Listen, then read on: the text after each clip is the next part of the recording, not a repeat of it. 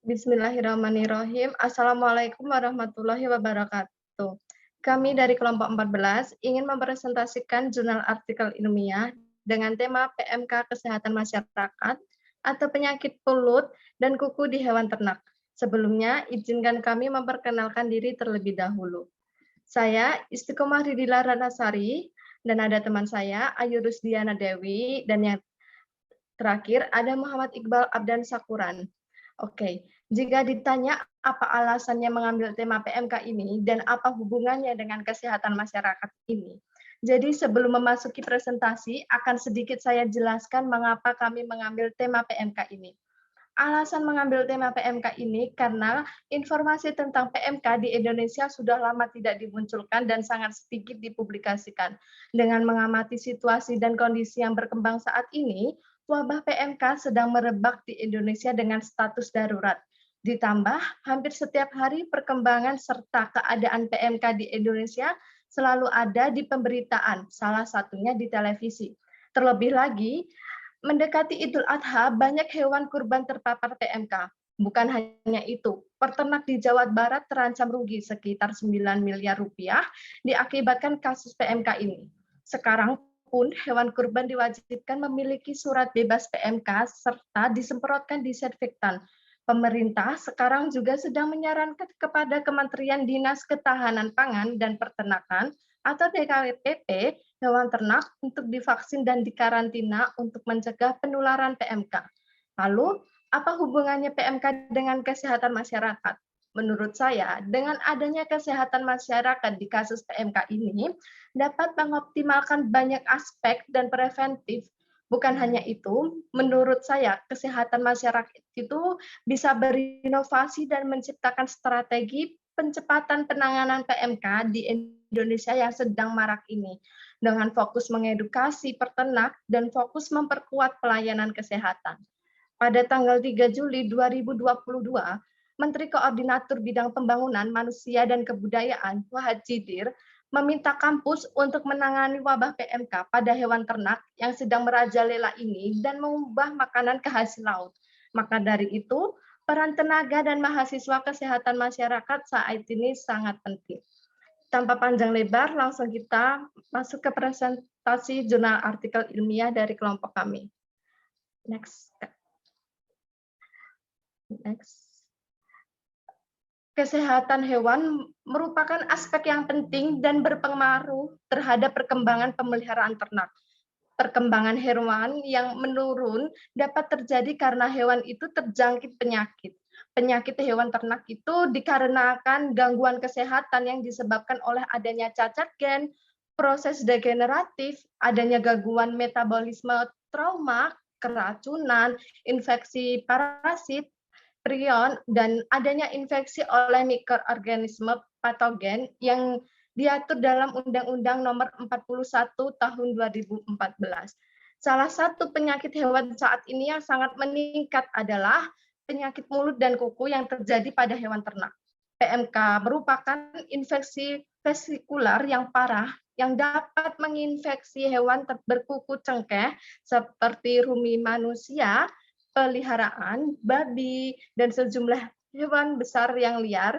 Menurut Direktur Jenderal Peternakan dan Kesehatan Hewan Kementerian Peternakan mengatakan bahwa sejumlah sapi yang terjangkit PMK saat ini itu mencapai 20.723 ekor, yang tinggi kasusnya itu memerlukan upaya dan pencegahan dari kemungkinan cemaran yang dapat membahayakan kesehatan manusia.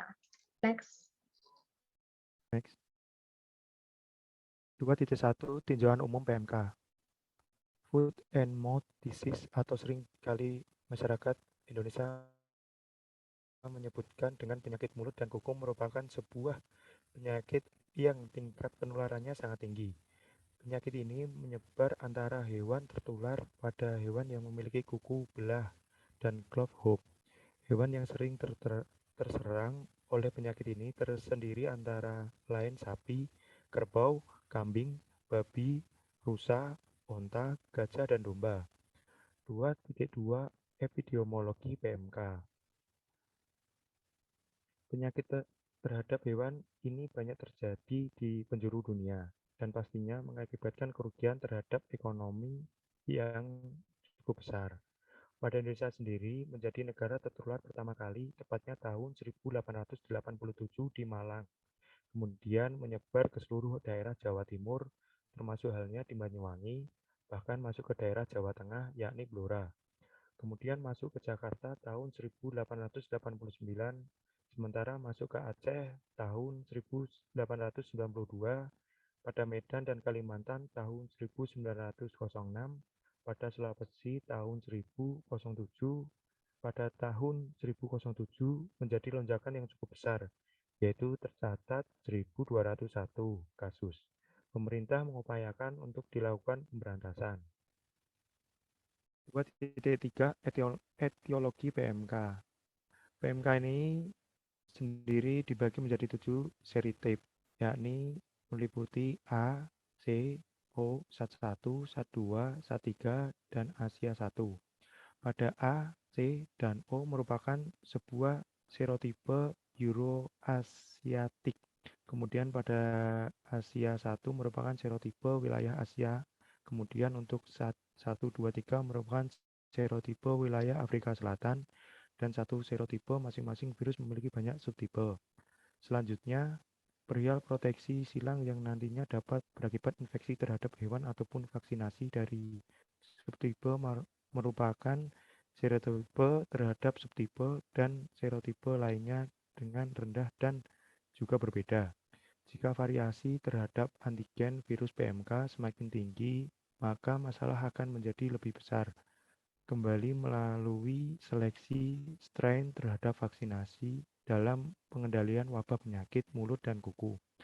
Vaksinasi inilah yang perlu ditingkatkan kembali ke depannya karena dapat mengendalikan penyakit ini secara efektif karena vaksin tersebut mengandung virus yang homolog melalui tingkat subtipe maupun imunologis yang memiliki kesamaan terhadap virus PMK ini dengan virus yang melalui sirkulasi di lapangan atau dapat menjadi penyebab wabah penyakit ini di wilayah tersebut. Next.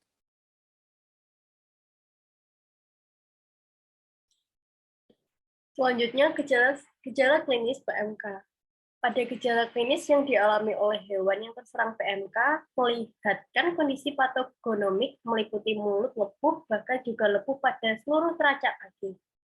Gejala yang rentan sekali menyerang hewan sangat bervariasi, mulai dari demam yang hingga mencapai 39 derajat Celcius dalam kurun berhari-hari, kemudian nafsu makan yang kurang baik, termasuk halnya lesi yang dialami pada daerah mulut dan kaki, serta kuku-kuku. Lesi-lesi dalam bentuk lepuh pada permukaan selaput lendir mulut, termasuk lidah, gusi, pipi, bagian dalam, dan bibir. Pada kaki lesi akan terlihat jelas pada tumit, celah kuku, dan sepanjang coronary veins kuku. Lesi juga bisa terjadi pada liang hidung, moncong, dan puting susu. Next slide.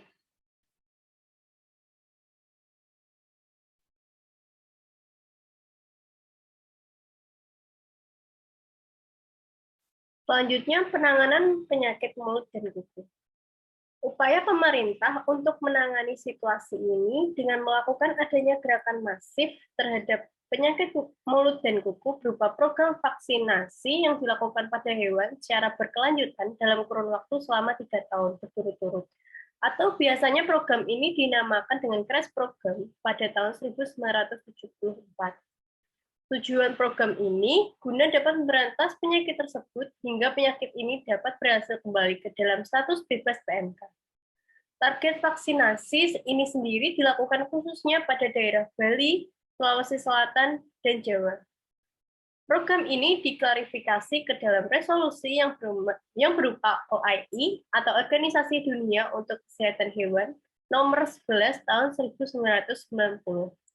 Kemudian tepatnya pada tahun 2013, pemerintah di Indonesia telah menetapkan bahwasanya PMK ini sendiri merupakan penyakit yang sangat menular antar hewan dan sangat strategis serta harus sangat diwaspadai kemudian dicegah. Hingga tahun 2019, Indonesia diputuskan menjadi negara yang bebas dari penyakit PMK dengan tanpa program vaksinasi berkelanjutan dan diputuskan pada resolusi OIE nomor 15 pada tahun 2019. Namun sekarang pada Indonesia sendiri, tepatnya tahun 2022, terjadi lonjakan kembali perihal penyakit PMK tersebut dan perlu penanganan segera mungkin. Next slide.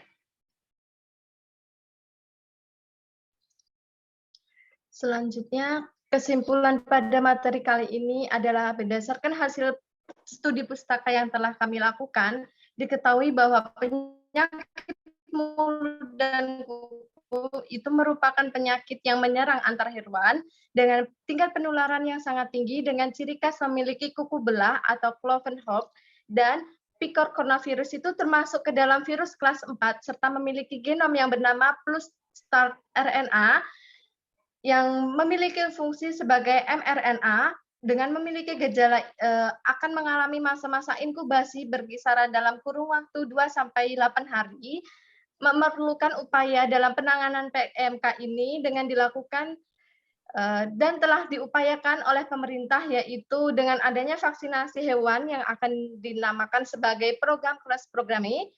Sekian dari kami, mohon maaf apabila ada kurang lebihnya atau kata yang kurang. Assalamualaikum warahmatullahi wabarakatuh. Waalaikumsalam warahmatullahi wabarakatuh.